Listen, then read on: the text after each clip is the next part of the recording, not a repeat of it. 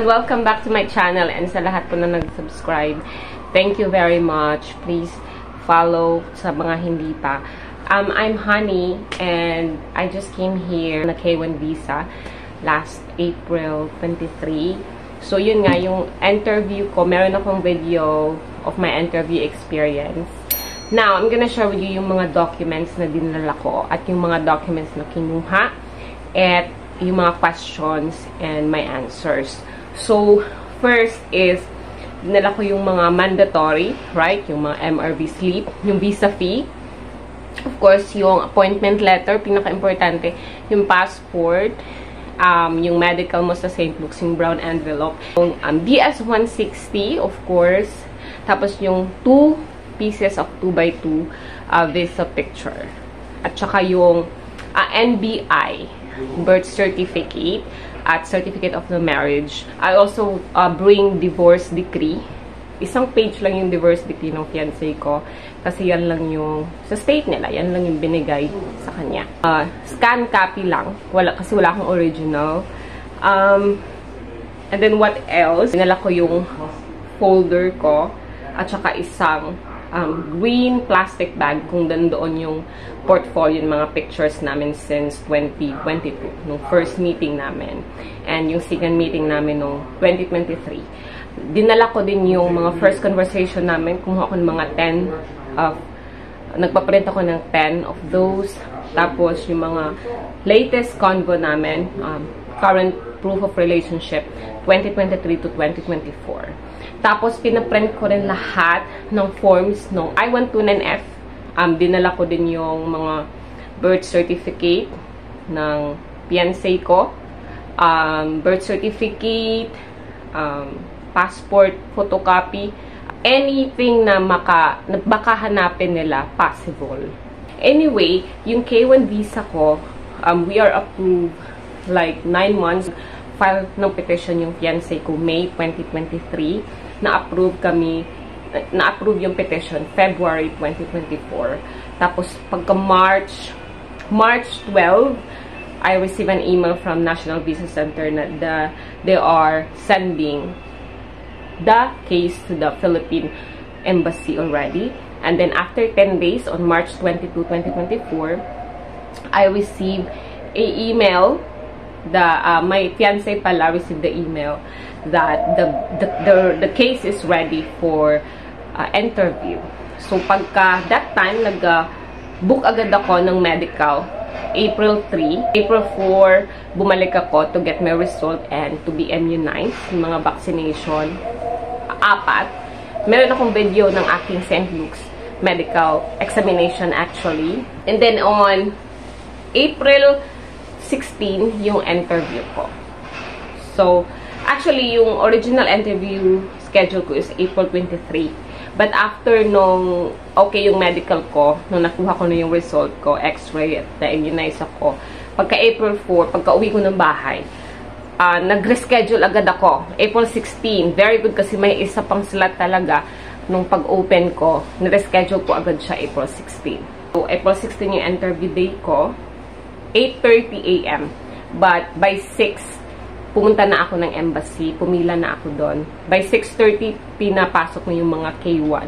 So, anyway, going back to the documents, yun yung mga dinala ko, yung mga proof of relationship from 2020 to 2024, yung mga pictures, conversations, tickets, boarding pass, mga pinaprint ko yung stamp ng passport ng fiancé ko na pumunta nga siya ng Pilipinas first and second time. Mga mandatory, of course, yung nandun sa yung NBI, birth certificate, Senomar, 2x2 visa pictures, yung MRV, proof na nagbayad ka ng visa fee, medical, yung envelope, yung CD na galing sa St. Luke's. No need to bring that kasi not allowed to bring CDs there. And they don't ask for that. Just the envelope. Brown envelope. Yun. 2x2 pictures. First is initial interview. Kukunin yung mga documents mo. Sobrang bilis lang. Tapos, sa step 2 is yung fingerprint scanning. Tapos, yung step 3 is yun na yung final interview. So, natawag ako sa Windows 63. Kamask siya. So, medyo mahina lang yung boses niya. Siya yung, I think, one of the consulder na mahina lang yung boses. Hindi siya gumagamit ng mic. Yung iba kasi gumagamit ng mic. Hindi malakas yung boses niya.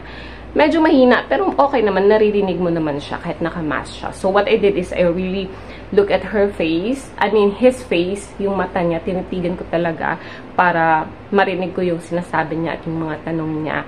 So, when I was asked, okay, yung pangalan ko tinawag dun sa window niya, sabi ko, "Good morning, sir." I handed my passport to him. Hindi ko na hinintay na i-ask niya ako. Tapos sabi niya, how long do I know my fiancé? So I said, I know him for 3 years. We're together for 3 years and 3 months. Tapos sabi niya, the next question is, yun yung bungad niya talaga sa akin eh. Pagkakuha niya sa passport, sabi ko, "Good morning, sir." Tinignan niya ako. Gumanon lang siya. Kasi nakamask siya eh. So, sabi niya, "How long do you know Ken?" Actually, he didn't say, "How long do you know your fiancé?" He looked at my petitioner's name and he said, "How long did you know Ken?" Sabi ko, 3 years and 3 months. Sabi niya, next is, where did you meet? Sabi ko, on Facebook. Tapos sabi niya, does he, what he do? Meaning, ano yung trabaho niya. So, sinabi ko sa kanya kung ano yung trabaho ng fiancé ko. Tapos, next question is, tawag dito, nag-ask siya kung ano yung pagkakasunod-sunod eh. Have you been married before? Sabi ko, wala. May anak na ba ako? Wala. Married ba yung fiancé ko before? Sabi ko, oo, once. Tapos, tinignan niya yung divorce decree kasi nasa loob na yung mga documents eh. Binigyan na nung sa initial interview. Tinignan niya yung divorce decree, binasa niya lang, tapos, proceed na siya sa next question. Sabi niya, tawag dito, does he work? I said, yes. And then, did you work in military before? Sabi ko, no. Sabi niya, have you been arrested before? Sabi ko, no. So anyway, yung first question niya is, how long have you known Ken? I said, 3 years and 3 months. And hindi na siya nagtanong pala ng nung how many times did we see each other in person? Or how many times did my fiancé came to visit me in the Philippines or met in Dali? No. Hindi na siya nagtanong yan. But anyway, if he asked me, nag-met kami twice kasi first meeting namin, pumunta siya ng Pinas 2022. Second time is last 2023 September, pumunta siya dito. Tinanong niya pala yung, sabi niya after pala ng question niya na how long have we been together or, sabi ko 3 years and 3 months. Yung next question pala nun, sabi niya, when was the last time I see my fiancé?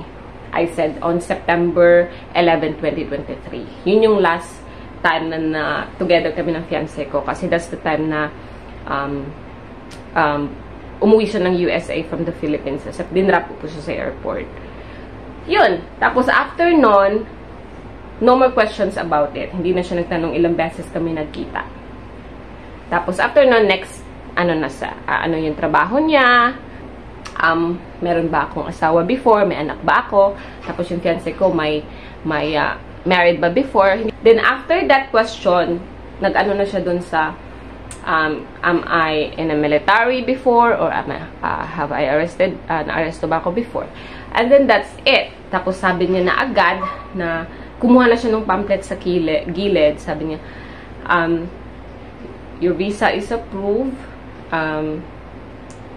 We will deliver your visa within 1 to 2 weeks. And he handed me the pamphlet and he said, make sure to read that for the informations that needed ko daw, Tapos, sabi niya, welcome to the United States. I said, thank you very much, sir. And he looked at me like that. Tumango lang siya. And sabi niya, I said, am I good to go? And he said, and I think it only takes 3-4 4 minutes or 5. I don't know really, pero mabilis lang talaga yung tanungan. Take up na mga tanong niya ha, kasi naalala ko na ngayon. First is, ilang taon ko na siyang kilala, or how long we've been together. Second question, when was the last time I saw my fiancé? Of course, in person. Third is, married ba ako before and may anak ba ako? And then, next is, married ba yung fiancé ko before? Tapos, then, nagtatrabaho ba siya? Next is, did I work in the military before? And then, the last is, yung na-arresto na ba ako? Hindi na niya hinanap yung mga proof of relationship. Umalis na ako pagkatapos. Yung visa ko pala, pinadeliver ko talaga nung during mag-schedule ka ng interview. Meron ka dong, diba?